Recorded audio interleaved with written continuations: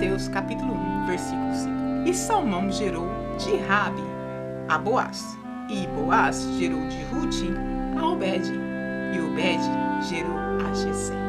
Essa parte da genealogia vem mostrar o quanto Deus confirma tudo aquilo que a gente já tem falado no início do capítulo de Mateus. Deus valoriza o indivíduo, Deus não exclui nenhum indivíduo por causa do seu pecado. Ninguém é excluído por causa do pecado, a menos que a pessoa se recuse a se voltar a Deus, ou seja, queira realmente somente viver no pecado e jamais queira andar com Deus. Aí nesse caso não é Deus que rejeita, e sim a pessoa que rejeita a Deus porque não quer fazer a vontade dele. Mas olha só o que aconteceu nesse capítulo. Salmão casou com Raabe. Raabe foi uma prostituta da época de Jericó. Foi ela responsável para que os espias da parte de Josué entrassem na cidade e espiassem a cidade que Deus tinha dado ao povo de Deus. Se não fosse por Raabe, os espias não teriam escapado do povo de Jericó e talvez teriam sido mortos, mas ela ajudou os espias, ajudou o povo de Deus e recebeu a promessa de que quando a cidade fosse ser invadida para ser destruída, ela e a casa dela seria salva pela ação que ela fez por ter ajudado o povo de Deus.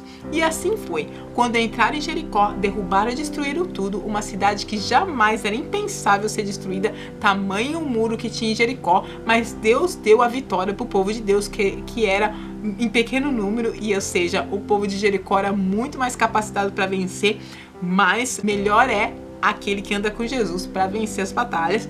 E assim foi, e a Raabe foi salva. Ela deixou a vida de prostituição, se casou e ela gerou um filho. Eu não sei quantos filhos ela gerou na verdade, mas um dos filhos dela foi ilustre, Boaz. Boaz também foi um homem muito ilustre da sua época em Belém, e foi ele que foi o responsável de se casar com Rute.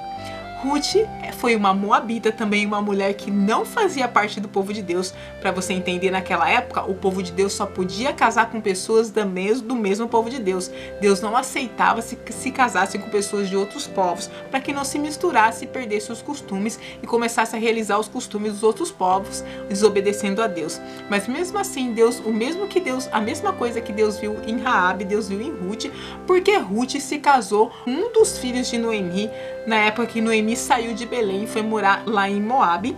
E como os dois filhos de Noemi morreram, ou seja, o marido de Rute e o marido de Orfa, a outra nora de Noemi, Noemi mandou as meninas de volta para casa para que elas pudessem ter um casamento e ter uma vida. Mas Rute se recusou a voltar porque ela não queria que a sua sogra voltasse sozinha, porque a sogra já tinha perdido o marido, perdido os filhos, e agora ela não achou certo que ela voltasse sozinha para Belém, e Rute a acompanhou.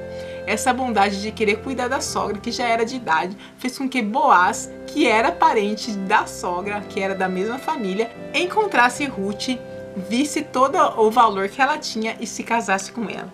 E desse casamento foi gerado Obed. Obed foi ilustre, não tão ilustre quanto o seu neto, porque Obed gerou a Jessé, e em consequência Jessé gerou Davi, que foi um dos maiores reis da história da Bíblia e da história do mundo. Deus ele pega o nosso pecado, ele nos limpa e nos purifica e faz com que o nosso nome seja ilustre, e ele abençoa a nossa vida e as nossas gerações. A bênção dele vai perpetuando para nossos filhos, netos e bisnetos e assim por diante.